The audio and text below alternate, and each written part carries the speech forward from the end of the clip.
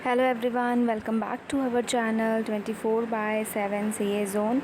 आई hope आप सभी लोग बहुत अच्छे होंगे और अपनी तैयारी अच्छे से कर रहे होंगे। तो आज के सेशन में मैं इम्पॉर्टेंट क्वेश्चंस लेकर आई हूँ बैंकिंग और इंश्योरेंस से, और इसके बाद भी मैं सेशन लेकर आऊँगी। तो इस सेशन को बिल्कुल भी मिस मत करिएगा, बिकॉज़ आपके एग्ज़ाम्स में इससे क्वेश्चंस जो है पूछे जा सकते हैं। तो बिल्कुल भी ये सेशन जो है वो मिस मत करिएगा, ये सभी के लिए हेल्पफुल होने वाला है। आप देख सकते हो ये सेशन जितने भी कॉमर्स वाले बैकग्राउंड के हैं उनके लिए भी हेल्पफुल होगा, प्लस जो इकोनॉमिक्स से हैं, जिनका सब्जेक्ट इकोनॉमिक्स है, उनके लिए भी ये हेल्पफुल होगा। तो मेक श्योर आप ये सेशन मिस ना करें। स्टार्टिंग टू एंड सारे क्वेश्चंस आपके लिए बहुत ही इंपॉर्टेंट हैं। तो शुरू करते हैं आज का सेशन।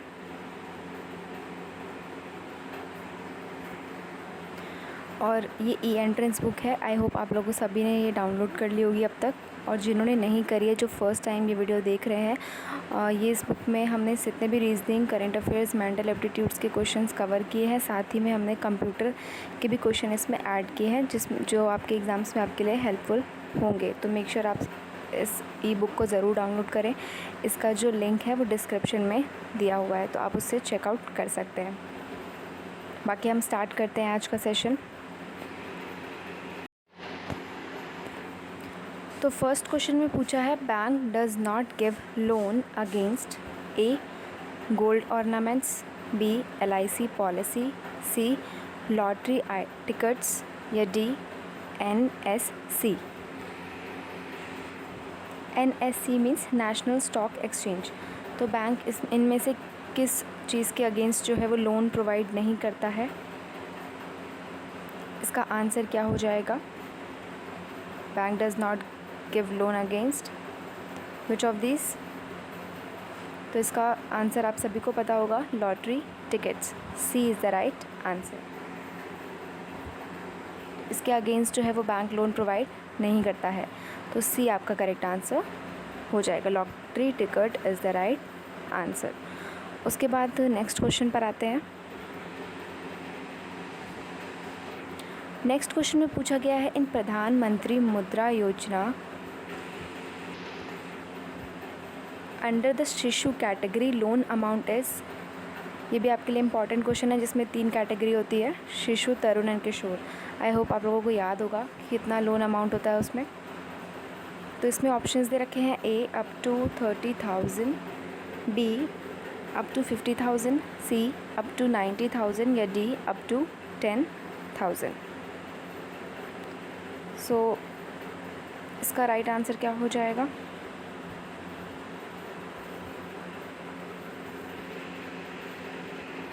तो इसका राइट आंसर क्या हो जाएगा? बी अप टू 50,000, यानी बी आपका करेक्ट आंसर हो जाएगा। Up to 50,000 is the right answer. ये शिशु कैटेगरी में होता है। नेक्स्ट क्वेश्चन में पूछा गया है, main security of internet banking is A password, B user name, C user address, या डी मोबाइल नंबर। तो जो मेन सिक्योरिटी होता है इंटरनेट बैंकिंग का, वो क्या हो जाएगा? इसका आंसर सभी को पता होगा। क्या होता है मेन सिक्योरिटी? तो इसका राइट आंसर हो जाएगा ए पासवर्ड होता है।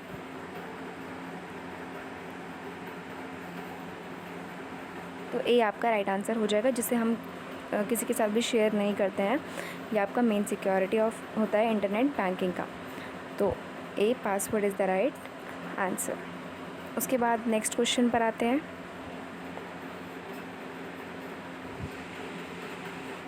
उसके बाद पूछा गया है, अंडर PMSBY यानी प्रधानमंत्री सुरक्षा बीमा योजना, accidental death claim is available for a ₹1 lakh, B ₹2 lakh, सी ₹3 लाख, या D none of these. So under प्रधानमंत्री सुरक्षा बीमा योजना, accidental death claim is available for 2 lakhs। तो बी 2 lakhs आपका राइट आंसर हो जाएगा। तो कितना क्लेम अवेलेबल होता है? 2 lakhs। तो 2 lakhs आपका राइट आंसर होगा। उसके बाद नेक्स्ट क्वेश्चन पर आते हैं।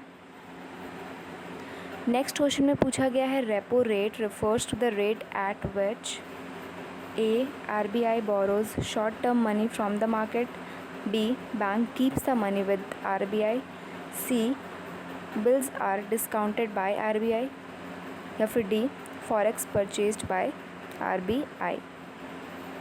तो repo rate refers to the rate at which, क्या आंसर हो जाएगा इसका?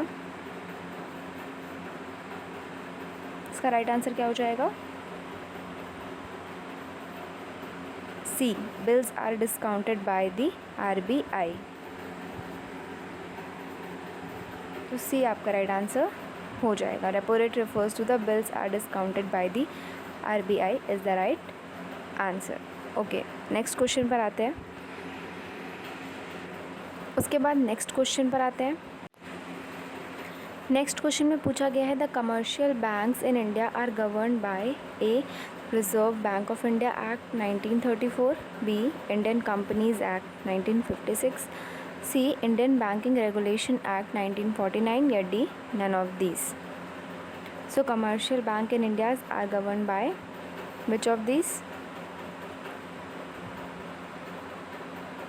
तो इसका राइट आंसर क्या हो जाएगा?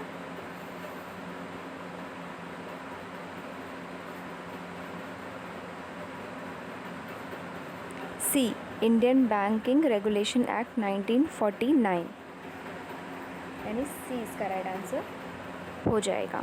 The commercial bank in India was govern by the Indian banking regulation act 1949, तो सी इज़ द राइट आंसर।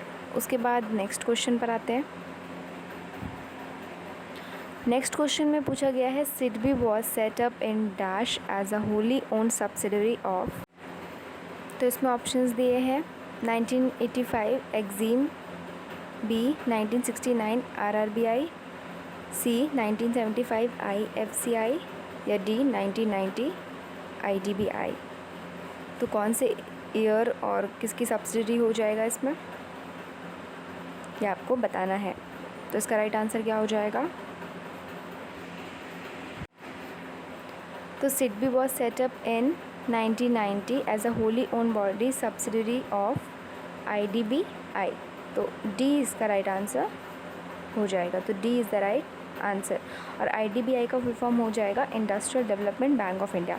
तो SIDBI was set up in 1990 as a wholly owned subsidiary of industrial development bank of India, यानी IDBI।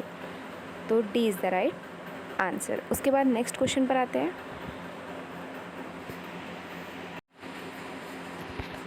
उसके बाद पूछा गया है NABARD has taken over the entire function of ARDC यानी agriculture refinance and development corporation, B ACD of RBI यानी agriculture credit department of RBI, या फिर सी RPCD ऑफ RBI या फिर D all of these. So NABARD has taken over the entire function of, इसका right answer क्या हो जाएगा? ये सारे ही हो जाएंगे, सारे ही ले रखे हैं। तो D is the right answer. NABARD has taken over the entire function of all of these. तो D is the right answer.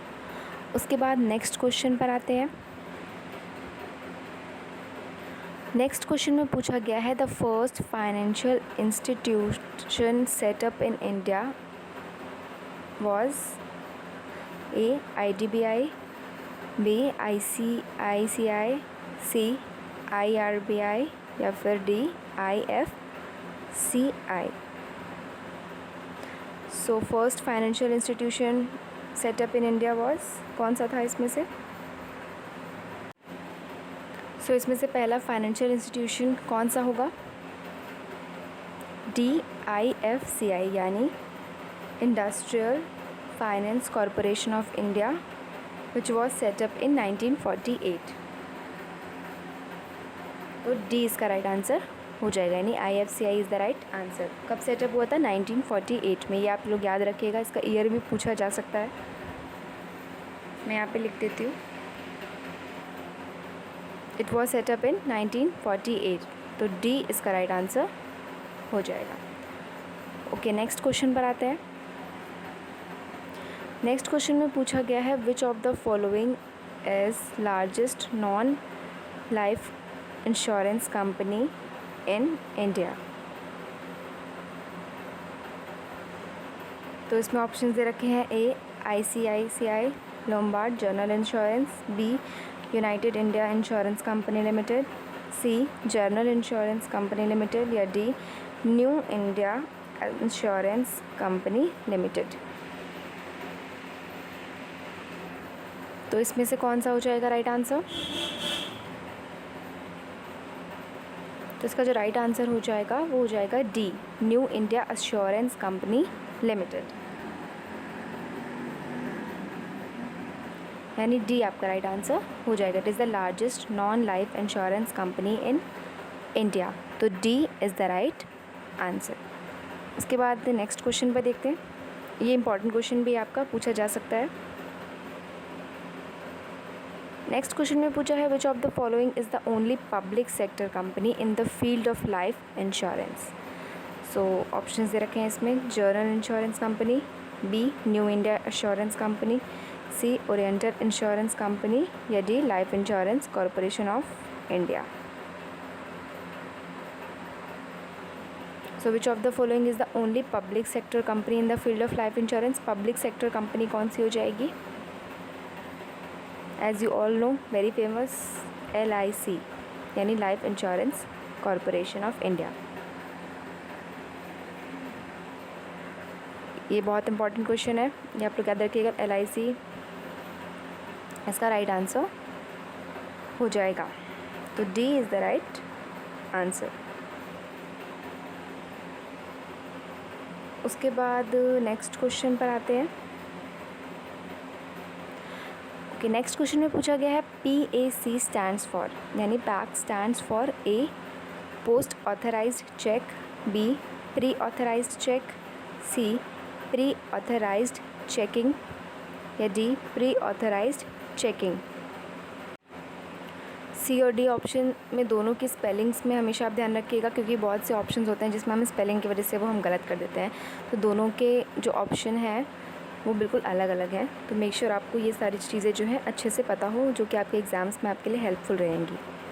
तो इसमें इसका राइट आंसर क्या हो जाएगा? Pack stands for,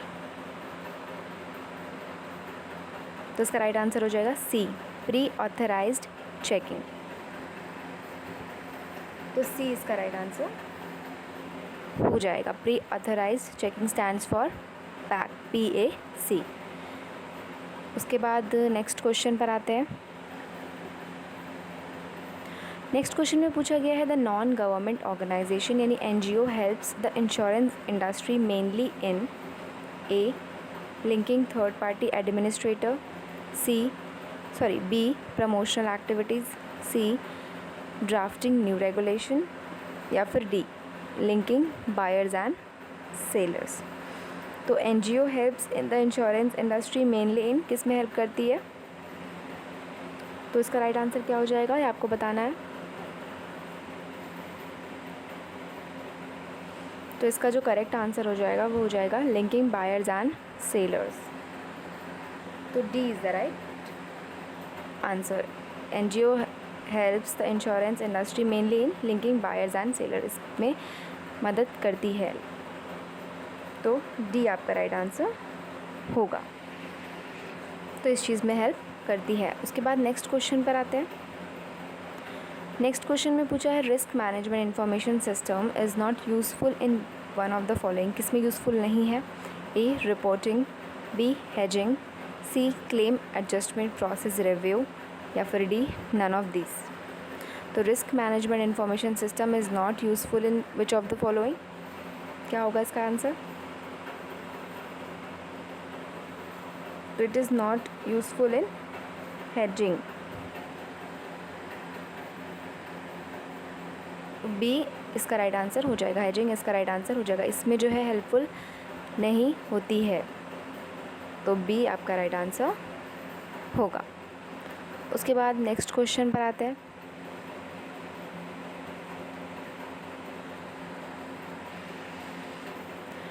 next question में पूछा है if an organisation wishes to venture into insurance business it has to obtain a licence first from which of the following? A IBEI यानी Indian bank association, B SEBI security exchange board of India, C TAC यानी tariff advisory committee से, या फिर D IRDAI insurance regulatory and development authority of India. So इसका right answer क्या हो जाएगा? If an organisation wishes to venture into insurance business, तो उसके जो है किससे लाइसेंस लेना पड़ेगा?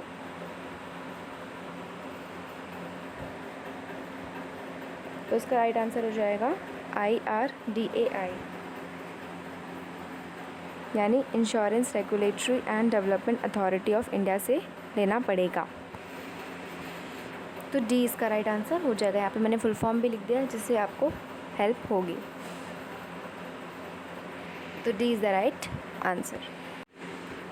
नेक्स्ट क्वेश्चन में पूछा है what is validity period of cheque, यानी चेक की वैधता अवधि कितनी होती है?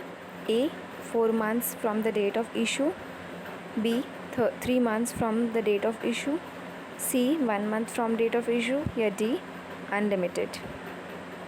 तो ये इसका आंसर आप सभी को कमेंट सेक्शन में लिखकर बताना है कि इसका राइट आंसर क्या होगा।